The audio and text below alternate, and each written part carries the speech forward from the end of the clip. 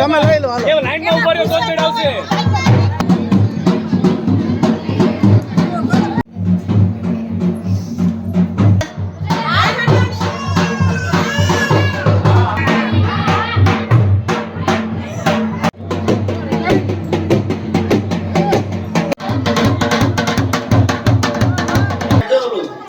આવો.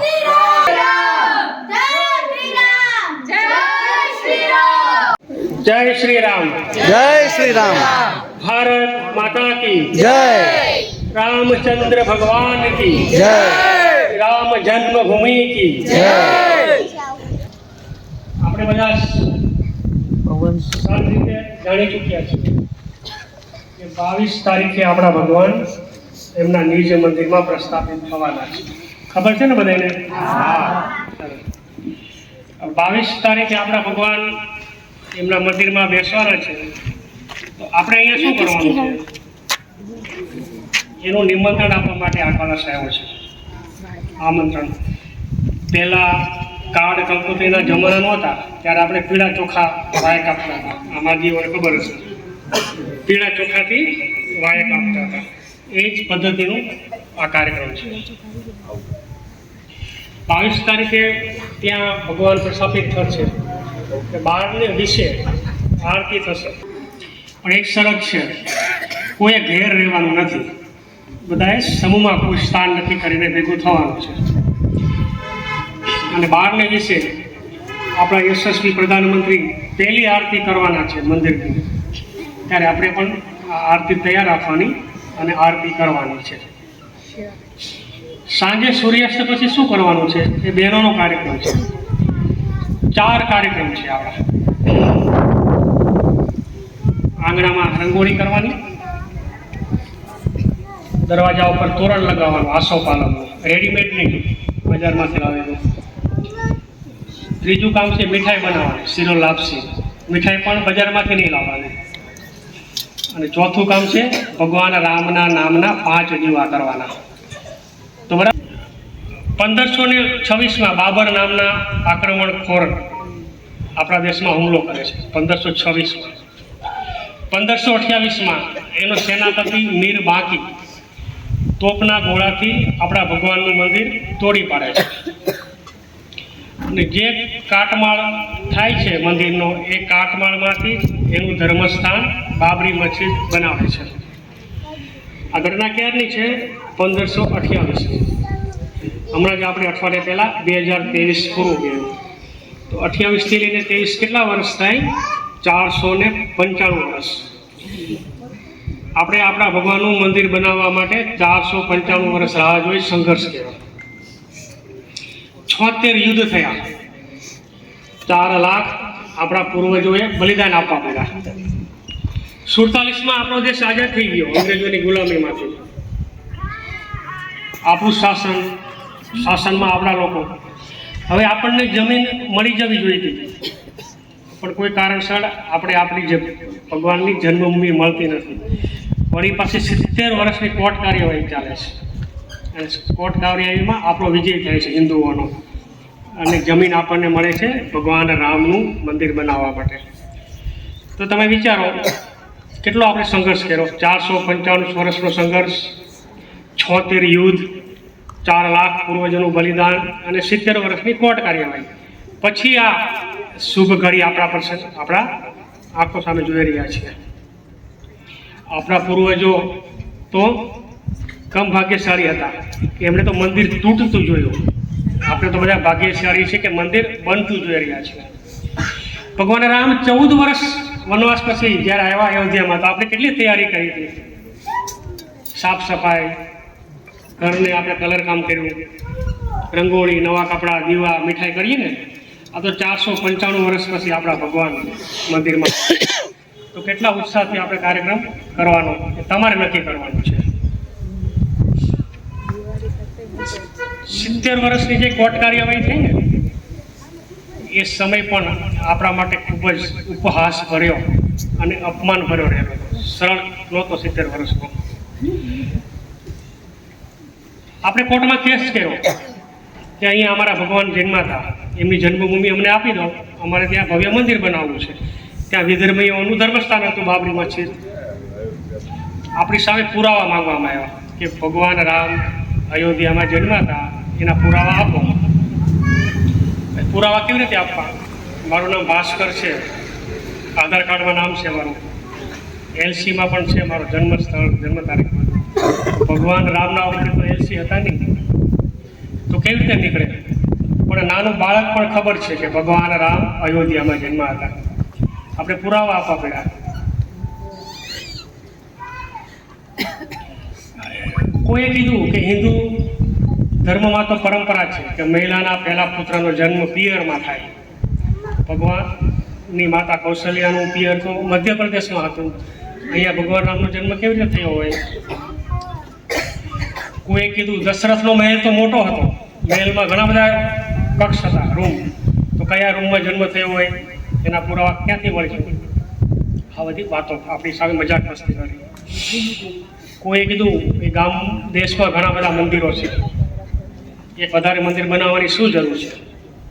અહીંયા હોસ્પિટલ બનાવો, અહીંયા લાઇબ્રેરી બનાવો. કોઈએ તો બુદ્ધિજીવી એટલું કીધું અહીંયા શૌચાલય બનાવો. આવી પણ વાતો કરીને આપણું અપમાન કરવામાં આવ્યું. છતાં પણ આપણે હાર નહીં માની અને આપણા કાર્યક્રમો ચાલુ રાખ્યા. એકવાર કોર્ટે એવું કીધું કે અમે ચુકાદો આપીશું તો નારાજ થશે, એના કરતાં તમે સામસામે બેસીને ચર્ચા કરી લો તો સારું રહેશે. તો આપણા સાધુ સંતો અને મુસ્લિમોના આગેવાનો સામસામે ચર્ચામાં બેઠા. ચર્ચામાં કોઈ ગંભીરતા નહીં, કોઈ પુરાવાની વાત નહીં, સમય પસાર કરવાની જ વાત હતી. એકવાર શુક્રવારને 1:30 વાગ્યાનો સમય થાય છે, 5 પડવા જતા રહે ગમે તેવા કામ મૂકીને.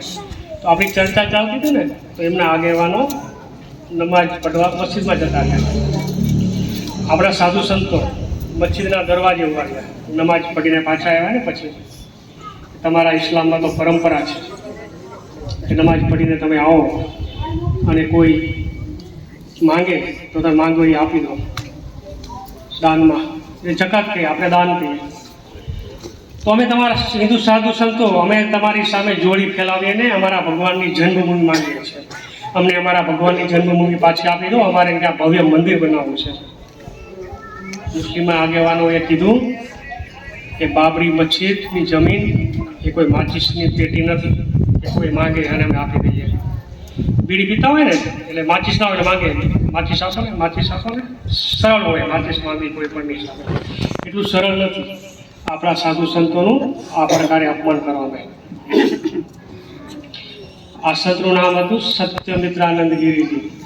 હરિદ્વારમાં ભારત માતા મંદિર છે, તમે જાઓ તો જોજો. એ ભારત માતા મંદિરના સ્થાપક વયોવૃદ્ધ સંતનું આવું અપમાન કરવામાં આવ્યું. આવા તો કેટલા બધા અપમાન આપણે સહન કર્યા. આપણે કીધું મંદિર વહી બનાએંગે સોગંદ રામ કી ખાતે, એ લોકોએ કીધું મંદિર નહીં મકાન ચાહીએ, રામ નહીં કામ ચાહીએ. એટલે વિકાસની વાતો કરો, પ્રગતિની વાતો કરો, આ બધું છોડી દો. મતલબ રામ એ વિકાસના વિરોધી છે, પ્રગતિના વિરોધી છે, માન્યતામાં બંધાયેલા છે. આવું ચિત્ર સમાજ સામે પ્રસ્તુત કરવામાં આવ્યું. હું તમને કહેવા માંગુ છું કે રામ ક્યારેય વિકાસના વિરોધી ના હોઈ શકે. 2019માં ચુકાદો આવ્યો ને 9 નવેમ્બરે, અને 2020માં કોરોના. 1920 પછી આપણે કેટલી પ્રગતિ કરી છે તમે બધા ભણેલા ગણેલા લોકો છો, તમારા ધ્યાનમાં રાખવું જોઈએ કે વિશ્વની 5મા નંબરની અર્થવ્યવસ્થા આપણે છીએ આ 1920 પછી. 4થા નંબરના સ્ટોક એક્સચેન્જર આપણે છીએ 1920 પછી. ઓટોમોબાઈલમાં 3જા નંબરે છીએ, 2જા નંબરે મોબાઈલના ઉત્પાદનમાં છીએ, 1લા નંબરે ઇન્સ્ટ્રક્ચરમાં છીએ, અને હમણાં થોડા મહિના પહેલાં આપણે ચંદ્રના દક્ષિણ ધ્રુવમાં પણ સ્પર્શીને આવી ગયા. કોઈ દેશ દક્ષિણ ધ્રુવમાં નથી ગયો, આપણે જઈને આવ્યા. આ 19-20 પછી રામની કૃપા કેવી થઈ એ તમને હું વાત કરું છું. એટલે રામ ક્યારે વિકાસના પ્રગતિના વિરોધી હોય જ ના શકે. એટલે આપણા સાધુ સંતો રામ રાજ્ય લાવો એ વાત જ ના કરે. ગાંધીજીનું પણ સપનું હતું રામ રાજ્યનું. આ વાત આપણે બધી ધ્યાનમાં રાખવી જોઈએ. 77મું યુદ્ધ વિશ્વ હિન્દુ પરિષદ લડી. 76 યુદ્ધ તો આપણા તલવારોથી લડાયા, પણ 77મું યુદ્ધ વિશ્વ હિન્દુ પરિષદ જન જાગરણ અને જન સંગઠન થકી લડી. 40 વર્ષ 84 થી લઈને આ 24 સુધી આ કાર્યક્રમ કર્યો. 86માં આપણે તાળા ખોલો આંદોલનનો કાર્યક્રમ આવ્યો. આપણા ભગવાન લોકમાં હતા, જેલમાં તાળું મારેલું હતું. સવાર સાંજ પૂજારી જાય પૂજા કરવા, દર્શનાર્થીઓએ બહારથી દર્શન કરવાના. આપણે કીધું તાળા ખોલો. 86માં તાળા ખોલો આંદોલન કર્યું. એકાત્મતા યાત્રા, બીજી એકાત્મતા યાત્રા, પેલી કાર સેવા, બીજી કાર સેવા, રામ જાનકી યાત્રા, રામ પાદુકા યાત્રા, રામ જ્યોતિ યાત્રા, શિલા પૂજન.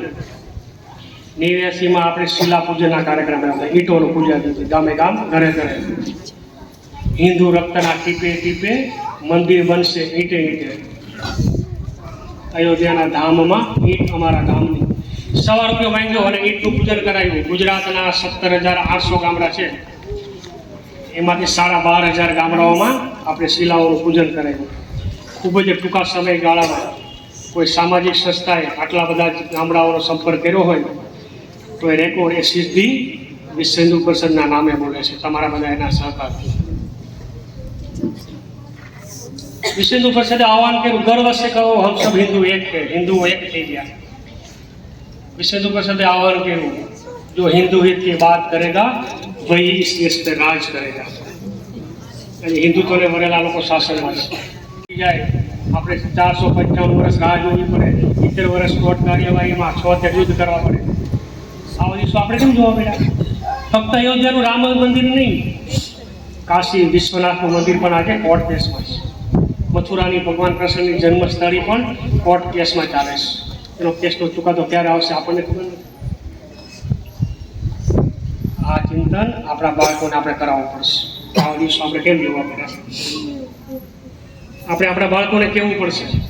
1,80,000 વર્ગ કિલોમીટર આપણો દેશ હતો, આજે 50,000 વર્ગ કિલોમીટર સુધી સીમિત થઈ ગયા. આપણે આટલામાંથી આટલા થઈ ગયા. આવું કેમ થયું? આપણા બાળકોને વાત કરવી પડશે. આપણે હિન્દુઓ વેદોને માનીએ છીએ.